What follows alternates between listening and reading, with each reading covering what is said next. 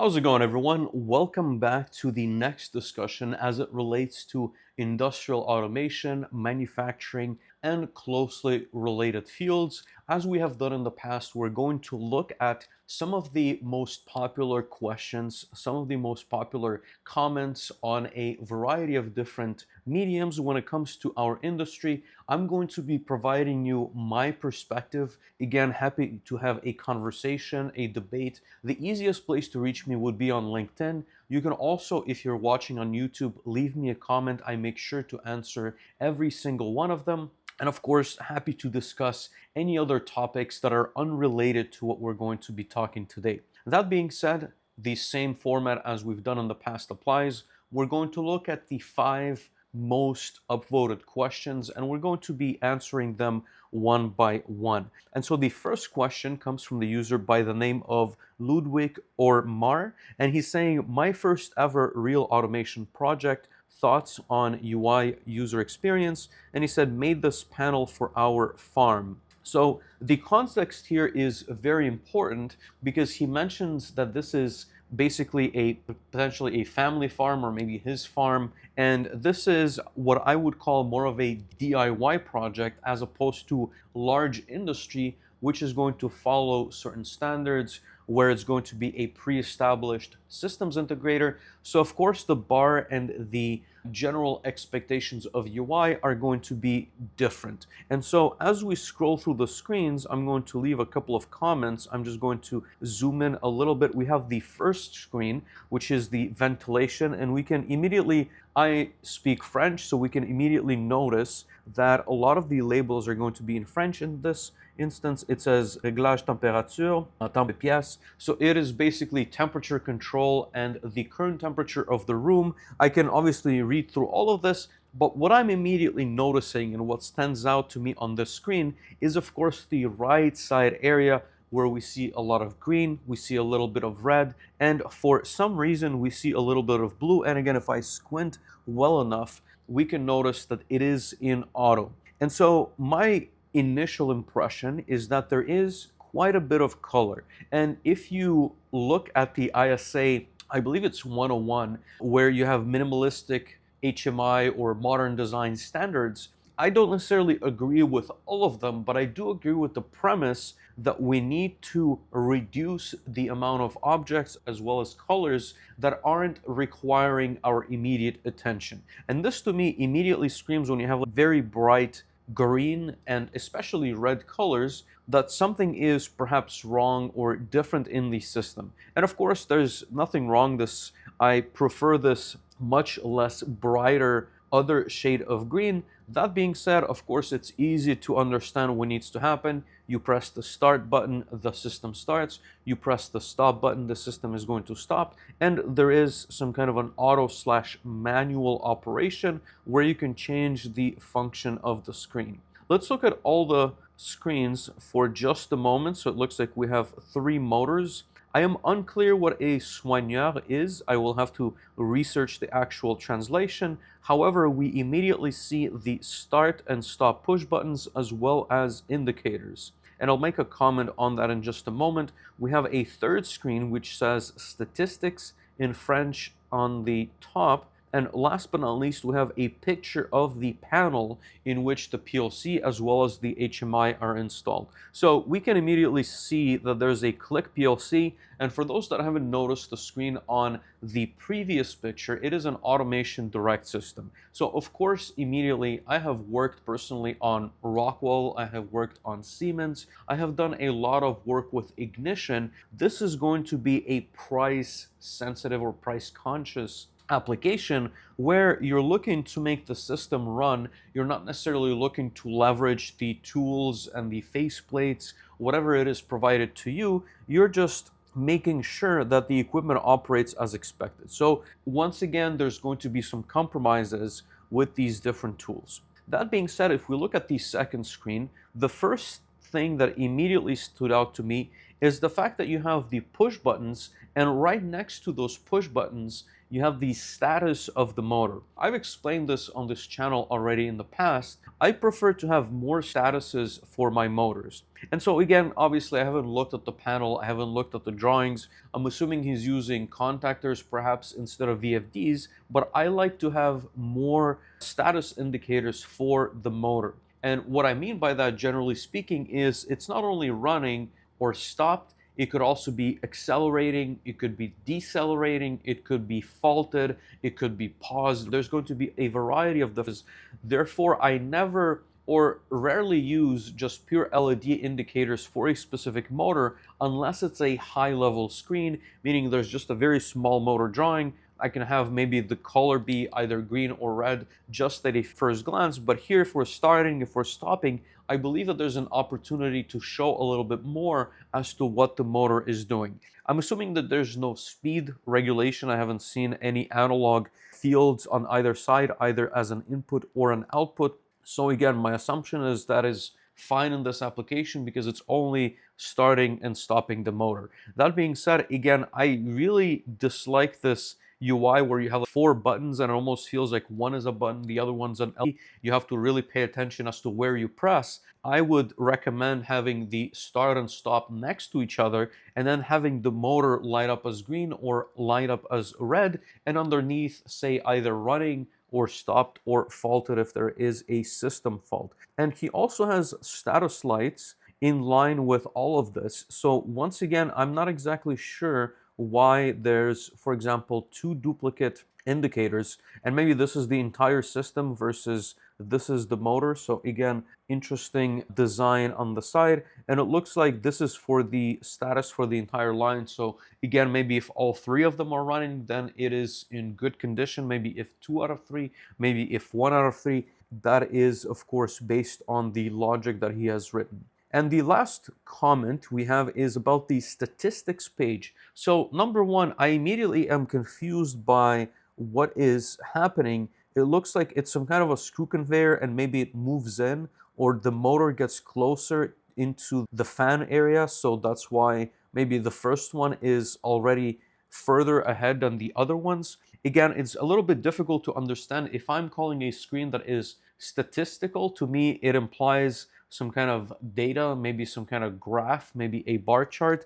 It is not very clear without further explanation as to what it is exactly that we are looking for. The comment that I will make on the navigation side, simply because I noticed that his menu button is on the top left on this screen as opposed to being on the bottom left on every other screen. And to me, again, this is part of good UI design. Usually I like to select a navigation scheme for the entire project, meaning that if you're going to be able to change screens between any of them, you're going to have the same feel for navigation. And it's either going to be on the bottom or it's going to be on the left-hand side, but it's going to be very familiar, the same buttons that are going to be, for example, going back to the main screen, the statistics screen, and maybe the system screen are going to be in the exact same positions.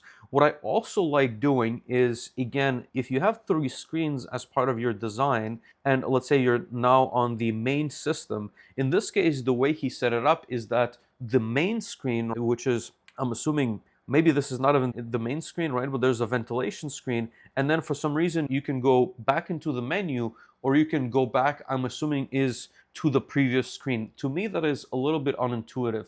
So usually the way I like to set up navigation is you have your main screen, then you have, let's say, your fan screen, your system screen, your setting screens, and based on where you are located, that button is pressed in. And there's going to be different ways of how you can do that in different software tools, but that way it is not confusing to the user as to what screen they are on and which other screens they can navigate to. It also allows for much easier design for security, right? So for example, if you have a system settings screen, it can be locked out if you're not logged in at the right permission level, and it can be unlocked if you are, right? So again, it is very difficult to illustrate without specific examples, but again, I would change up the navigation screen as it is presented currently in his specific application. Like I said, I don't like the fact that you're navigating always at the bottom and there's one separate screen where for some reason you have to push all the way on the top left corner.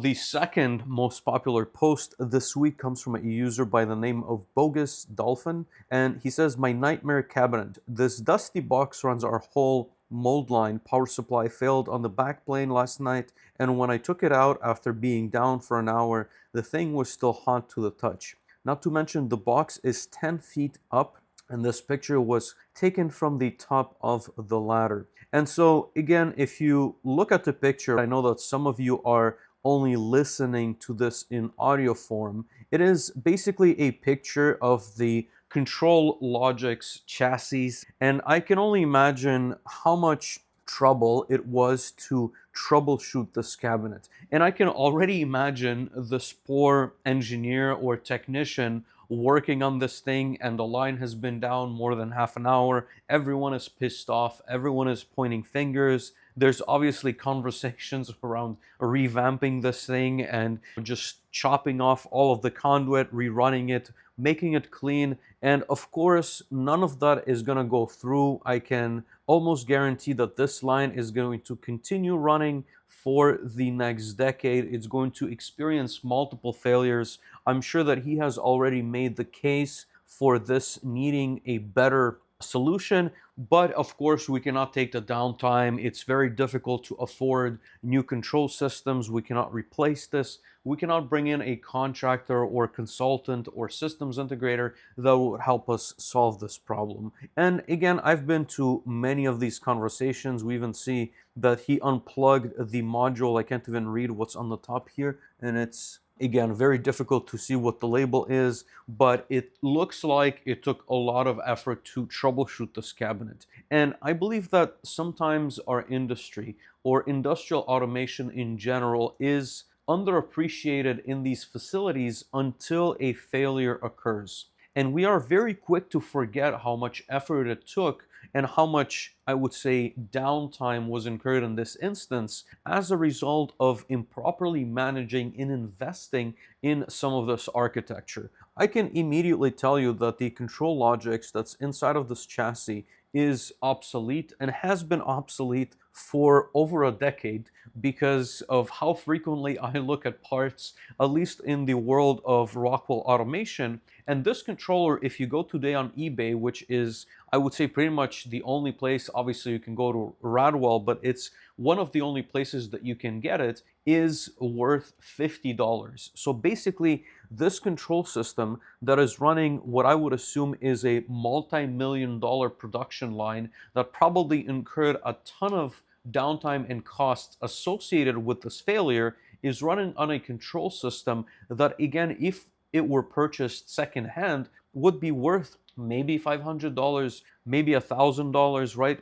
So the point that I'm trying to make here is that you need to invest in your control systems. The other thing that you immediately notice is he's connecting over 232, and I don't know if that's on, yeah, so we can see the switch right there, right? So the switch is connected through a variety of different parallel equipments. Again, maybe there's VFDs that are connected to this line. It's very difficult to say, of course. There's going to be a data highway card. There's a single, again, very old Ethernet IP card, which is also obsolete, by the way. You can see the IP address at the top, but that's pretty much it. And so there's just a lot of wrong, and I can feel his pain. I am sure that he's going to tell his manager either on the maintenance or engineering side that we need to invest some capital into this specific enclosure. And what is he going to get as an answer? We don't have the downtime, we don't have the capital, the line has been running, so why modernize? And again, I could make a lot of comments. I work on a variety of these different projects. I try my best to negotiate and help others understand why it is important to modernize. And I could start listing things, right? So again, if we talk about this specific PLC, for those who are not familiar, the ControlLogix line is going to have different versions of PLCs. It was released multiple decades ago in the early 2000s, but it has gone through multiple revisions. Late last year, Rockwell has actually released the L9 series, This is what is considered the L6 series, which is the Logix 5562. Again, it's the second basically variation of the L6 processor. So you have the L6, you have the L7, you have the L8, and now you have the L9. I'm not sure if the L9 is actually sold to the end customers. I have seen it at a couple of trade shows. Now, what I'm getting at here is that this specific line of controllers only goes up to version RS Logix 20. You cannot flash the firm up to Studio 5000, which basically means a couple of things. Number one, you do not store any of the comments inside of the PLC. So if this person walked up to this specific rack without context, probably having not troubleshot this line and this specific PLC in the past, you connect to it, you upload the program to your machine, to your computer, you have zero comments inside of your logic. Number two, the support for this hardware, like I said, ended more than a decade ago. And actually, it might be 2017, if I'm not mistaken, so almost a decade ago, which means that if the PLC were to fail because of the heat, you could not even purchase one. Number three is, of course, we have data highway, unsupported protocol. All of that needs to be migrated to Ethernet. If anything else were to fail, not specifically within this rack, but the data highway plus card and whatever peripherals are attached to it, you are going to incur incredible loss due to downtime. It's not going to be only replacing the power supply that, again, he mentioned took about an hour to complete. You will potentially be down, depending on how many spares you have, for weeks, or you will have to figure out how to perform that migration during the downtime, as opposed to lining this up somewhere on a test bench, making sure that everything is addressed, making sure that all of your peripherals are upgraded, and then running the changes to your specific rack. So again, there's a little bit of science, there's a little bit of art as to what should and shouldn't be migrated. In this case, I just feel bad for the electrician or engineer that has to work on this rack, that is probably understaffed, that probably has zero support from management to modernize all of this equipment. I've been in many of these conversations. So again, happy to provide further advice. If you have anything of this nature, don't hesitate to reach out. Hi, my name is Vladimir Romanov. I am the founder of Joltech as well as Solus PLC. With a background in electrical engineering and MBA and over a decade of experience leading projects in manufacturing and industrial automation, I help engineers, managers, and manufacturers make smarter technical and business decisions, modernize their operations, and build stronger careers.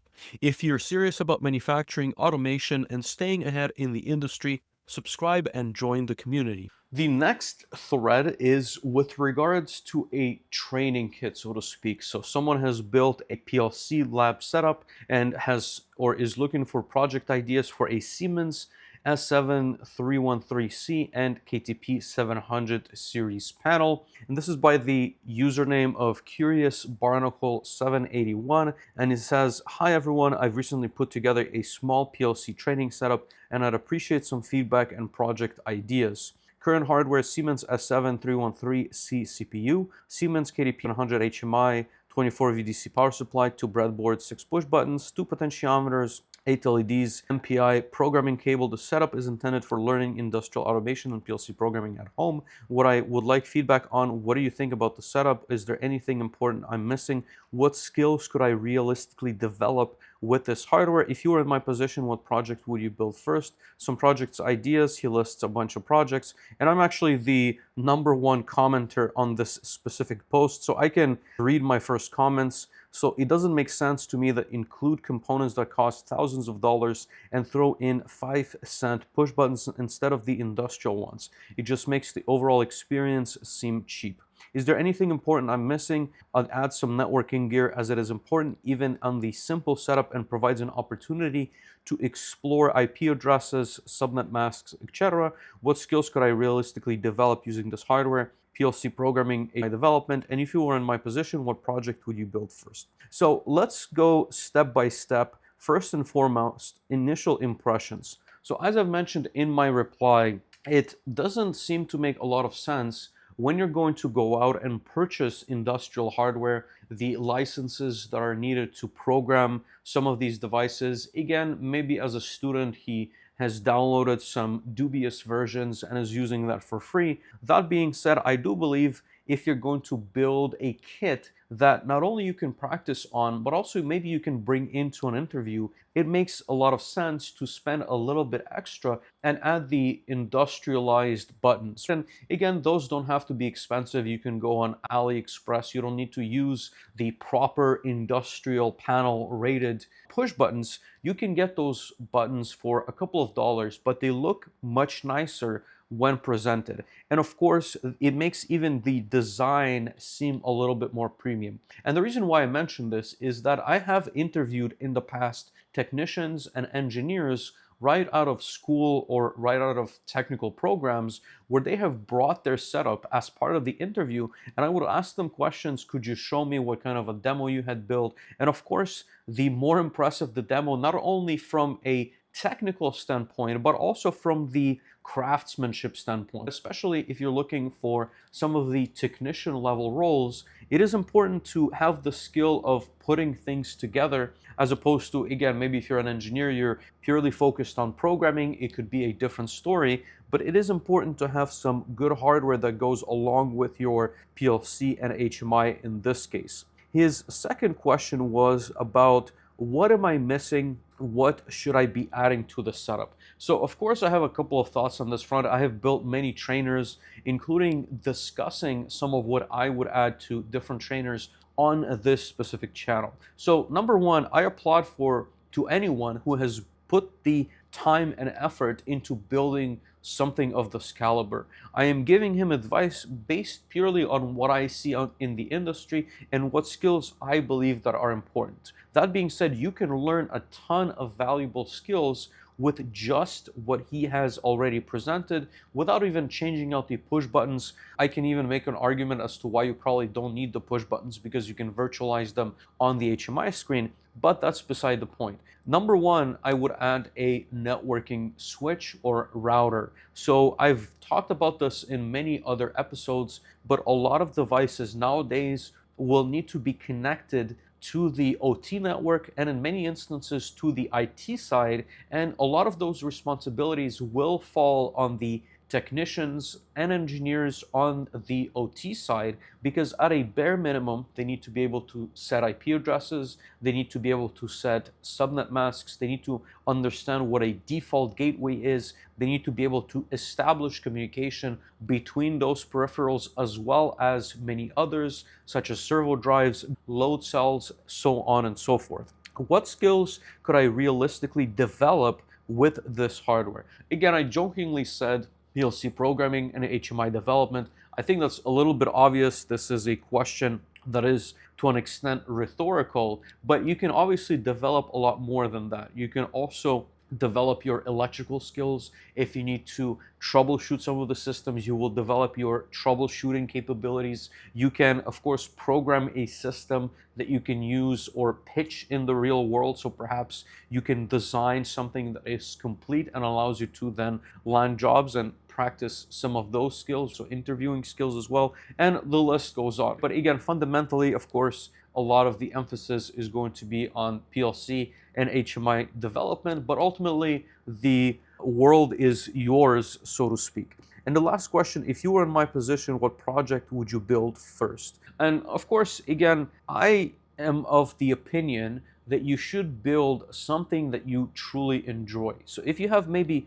another hobby, I would definitely focus on that. Number two, the other comment that I always make is that many individuals try to jump steps to projects that are very complex. So nowadays, if you go and you open up ChatGPT or any LLM, you could ask for a functional spec of an oil and gas facility, or you can go and ask for a pharma plant, and it will give you a pretty good design specification of the entire process. The problem with that is if you're going to design a system for a very narrow scenario, when you're going to be applying for jobs or when you're going to be presenting this demo to someone who's unfamiliar with that specific industry as much as you have been because you've done the project, it's going to be difficult to convey those nuances. And so instead of highlighting the demo, you're going to be explaining the use case and you're going to be explaining the process, more so what you have created as the PLC programmer and HMI designer. So all that to say is I would pick a use case that is very well understood by everyone. And this could be, for example, an elevator system. And a lot of times the comment that I would get is, what's complicated about an elevator? And the answer to that is you can make it as difficult as you would like to or as you desire. There's going to be elevator systems with multiple floors. On every floor, you have a check for open doors, for positioning. You have analog sensing for what's happening inside of the elevator. You have different recall functionalities, but everybody understands what an elevator is supposed to do. So when you open up your system and you show the HMI screen that has different floors, and you can, for example, press a button to recall the elevator to a specific floor, it is very well understood what the system should be doing. So you will be focused on explaining what you have built as the individual, the technician, or the engineer, as opposed to some very obscure process that may be fascinating but distracts from the demo. And of course, elevators is just one simple example. It could be an application of a crane. It could be a pump station. It could be even something as simple as a pool that gets filtered, that gets cleaned, that gets pumped out, right? That's going to utilize a simple control system process that could be showcased fairly easily, but also have many different intricacies of PID loops, flow meters. It could be turbidity measurements. It could be your totalizers, right? So you can take it to a whole other level by having an application of statistics, graphs, trends, so on and so forth. The next question we have for you comes from the username by the name of Dry Golf 5000, and he says, what was the most exciting PLC project you worked on so far? As the title says, what is a fun, awesome, or cool PLC project that you are proud of or something you will remember for the rest of your life? And this probably warrants an entire video. I will at some point share and explain a project that is no longer under NDA. I will give a couple of details in this specific post. I want to dig up a couple of pictures, not from the specifics of the project, but the generalities of the systems integration. And so for me, this project took place around the year of 2018, and this was a peanut butter facility. So they grind the peanuts, they have a lot of different storage tanks, they send it through an entire processing plant, and then they jar the peanuts, or they can basically add crushed peanuts to make it chunky, or they send it in pure liquid form. Again, it depends on, of course, the temperature of what the peanut butter looks like. So a lot of process design, but also packaging. There's going to be jars, there's going to be lids, there's going to be check weighers, there's vision systems, barcodes, you name it. And so I was in charge of taking that existing plant and creating an entirely new replica with all of the equipment that has been modernized. And I had to program not the small components of equipment, but all the large pieces, as well as tying the entire plant together. Everything from networks to HMIs to VFDs. There were hundreds upon hundreds of different conveyors, different rotary valves that would allow the peanuts to flow out of these massive tanks. There were different conveyors with pucks that would bring peanuts from one area to the next. There was a massive roaster, which it was programmed by the OEM, but was interfaced by the plant system to regulate some of the recipes based on how cooked or how raw you wanted the peanuts. Of course, those settings are usually set by the operations team,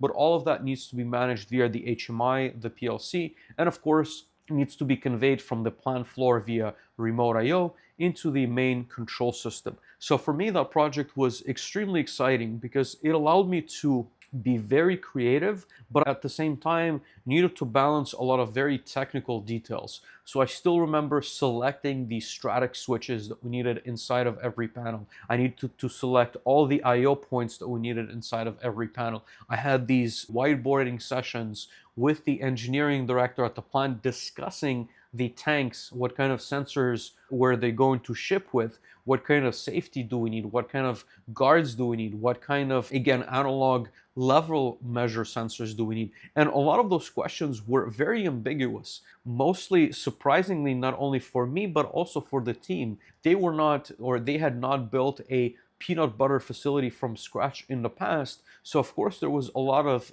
design back and forth. They wanted to improve on what was already established, but they also wanted to keep some of the learning points as to how they have ran the process in the past. So for me, that was a very exciting project. It took close to a year, I would say about 8 months to completion. It was a very tedious, I still remember the 3 weeks of commissioning all equipment. I had all the IO listed. I had to climb on multiple ladders. I had to validate pretty much everything. I had to work with the OEMs, basically the manufacturers that brought in certain pieces of equipment. So I've mentioned already the roasters. I remember there were the blanchers, which basically looked at peanuts falling down and using vision systems would reject the peanuts that were either too raw or were not deshelled, meaning that if you have a peanut inside of its shell, if the shell was not removed, the peanut would get rejected and then either re-roasted or discarded out of the system. They would use it for stock feed. And I still remember designing the HMI screens. And I remember, and this is a funny side story of this specific project, that the most impressive part for the operators wasn't the back end of the system. It wasn't the logic. It wasn't how I laid out the PLC program. It was the fact that on the HMI, you had this little bar as the tank filled, and I had made that little bar basically in peanuts. So what you could see is, and again, this is an effect that you make in Factory Talk View ME for that standalone local HMI. They had transitioned to Factory Talk View SC the year later for cost saving purposes, but it was basically a bar that was sliding up and revealing peanuts as the tank filled. And I still remember operators being extremely impressed by that specific feature other than anything else inside of that system. And for me personally, I still remember the batch handling for that specific system being a very critical component. For me, keeping track of the batch as it came through the roaster into a specific tank, then you had different register points, and then you could basically take different quantities of different batches, you could mix and match and send that to the process line for a different cookness, if you will, of the peanut. So you could roast them to different levels, and then you can mix and match different peanuts based on the system. To me, that was the most impressive part. But again, very interesting project because I had a lot of creativity and a lot of leeway as to which hardware as well as which software we were going to use for the entire facility, but also tying in all the key components for different vendors together. And seeing all of that come to life was absolutely incredible. All right, we have a very interesting final question in front of us, and it comes from the username Curious Barnacle 781. And I have a feeling I've read this name in the past. Some of these questions, again, it's hard to say if they're coming from real users or from people that are using ChatGPT to generate engagement and basically ask questions that are rhetorical in nature. But in any case, he says, "Hi everyone, I posted my training setup the other day and got a lot of mixed feelings in the community. I plan on documenting my journey here and updating everyone who is interested in my progress. We'll try to do updates every 2-3 days. I'm a beginner in the industrial automation," and that's where I recognize the name. I just read one of his questions with the trainer. "I'm a beginner in industrial automation, currently learning Siemens S7 PLC programming in TI Portal. I have access to the PLC and HMI we just saw, basic Arduino kit for simulation purposes. I've started building a portfolio project, a hydraulic press with pneumatic simulation, and I'm learning a lot, but I feel like I'm missing the bigger picture. A few questions for more experienced folks here. Project structure, how do you typically structure?" So let's just answer these one by one. Again, we already have the full context. He's describing some kind of a hydraulic press,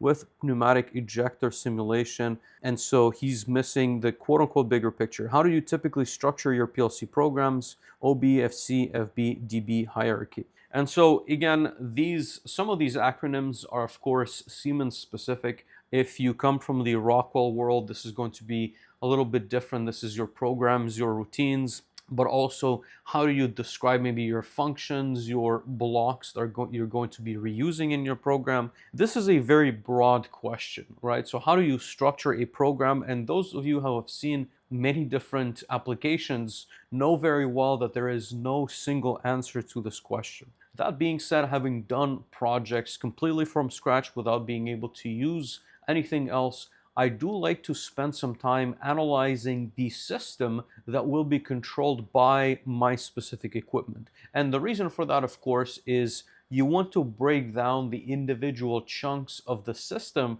as opposed to trying to break down software that doesn't exist yet. So generally speaking, I will start segmenting the different logic areas when it comes to the actual real world scenario. And this can be, again, different depending on your level of comfort, but also the level of software and understanding required to program that system. So I will give you an example. If you have some kind of a batching operation, right? So you're looking to cook something, to mix something, and maybe to ferment something inside of a tank, maybe you can have that as a wrapper as being one simple system. The next system is going to be the second tank in that process. Again, that could be a storage tank. And so each one of the tanks is going to contain sub-elements. Those could be your pumps, those could be your in-feed or ingredients. It could be your totalizers. Again, for the batch processing, it could be your load cells, right? So each one of your systems is going to have a subsystem. And so the way I like to structure project is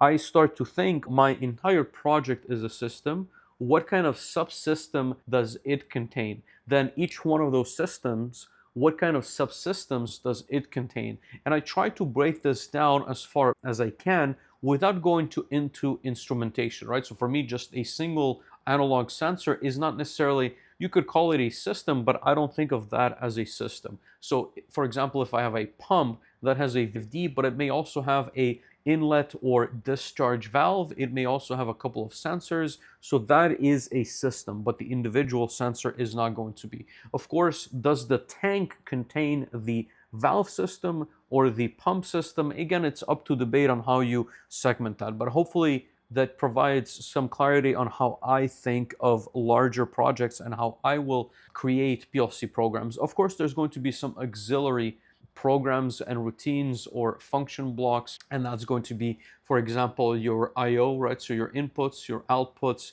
your analog scaling, your PID instructions, those are going to have separate function blocks built for them. Do you always use the Hungarian notation for variable naming? I am not familiar with what that is, so I do not always use the Hungarian notation for variable naming. I believe I had this conversation on a separate thread as to how I like to organize my variables, and a lot of that reason is driven because I've done a lot of different data work, so I understand the memory efficiency, and I would allocate, let's say in the world of Rockwell, a 32 Boolean array to different variables as opposed to creating one alias for each individual tag, like a lot of programmers that came from the RSLogix 5000 series era like to do. Is S7 graph SFC standard in industry, or do most people stick to ladder and function block? Again, this depends on the region and depends on the application. I will make the comment that in North America, it is a lot more common to see function blocks, or more specifically ladder logic, and then followed by all the other languages. In Europe, I would say it is a lot more common to see structured text followed by function blocks, and then followed, of course, by ladder logic. And again, this is based on my experience. It, of course, depends on the industry. It depends on the size of the company. It depends on their comfort level. And it depends on the platform for the control system of choice.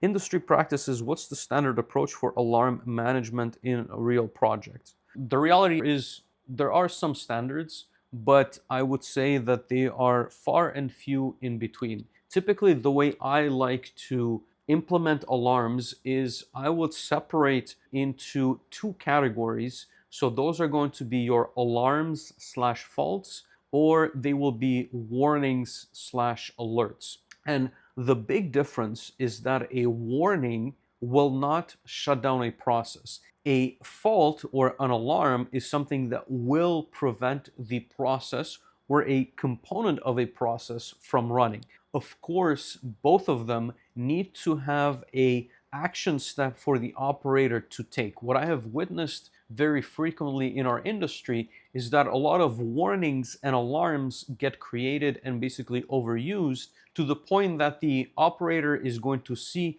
a list of different alarms and they're going to start ignoring them, which obviously is dangerous because when a real threatening alarm is going to be shown, they will simply not react adequately because they're so trained to mute the alarms via the system or, of course, just in their mind. The other best practice that I will mention is that a lot of the alarm management tools inside of the OEM equipment are not going to be optimal. And what I mean by that is every HMI system, whether on the Siemens side, on the Rockwell side, on Ignition, on many other different platforms, if it's Automation Direct, they will have their own way of you sending the alarms from the PLC into the HMI, and they will be fairly restrictive in my opinion. So what I like to do is I like to build out my own arrays of alarms that can also log other variables. When the alarm comes up, it can also log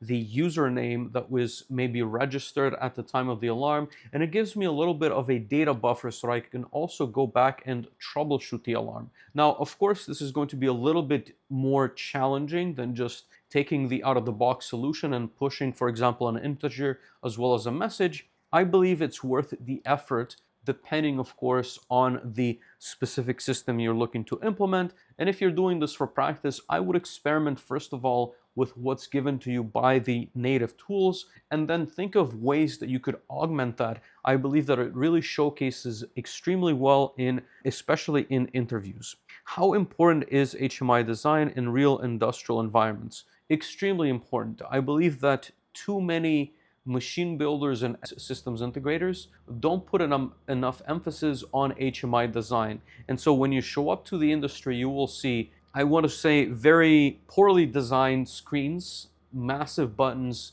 different colors, illegible operations, very navigation screens. And I believe that more thought needs to be put into designing the HMI. Now, of course, there's going to be more critical elements, right? Some of the things that are of a bit more importance than, let's say, the color scheme or maybe even the shape of the buttons. If you have slightly rounded corners or if you have sharp edges, it doesn't particularly matter, right? That's going to be more of a design choice. But if you're going to have strange navigation screens or experiences, that becomes detrimental to how the HMI is actually used in the field.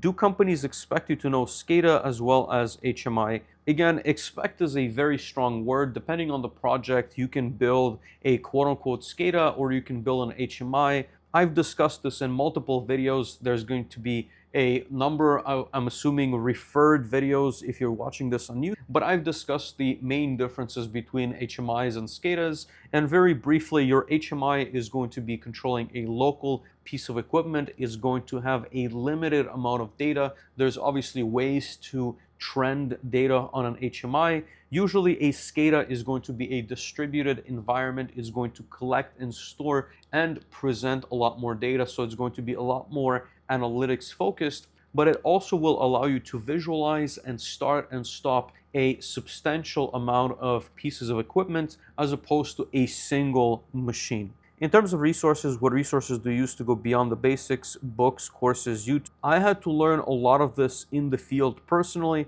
but I had hobbies that helped me quite a bit. So during my years at Procter & Gamble, which was late to 2016 or so, I remember I used to develop iOS applications. And I still remember how building iOS applications on my Mac really helped me understand better design when it comes to HMIs, because there you had no choice but to make really good design choices, and you had a lot of elements Again, maybe because it was the nature of the Swift language paired with the very nice UI editor for iPhones and specifically that allowed me to an extent see the light of best practices. They had a lot of guidelines as to the size of the button. They had a lot of guidelines as to what it meant to actually press the button and having that tactile feel that the button is being pressed in and then pressed out that you don't normally see in industrial applications. So I personally took away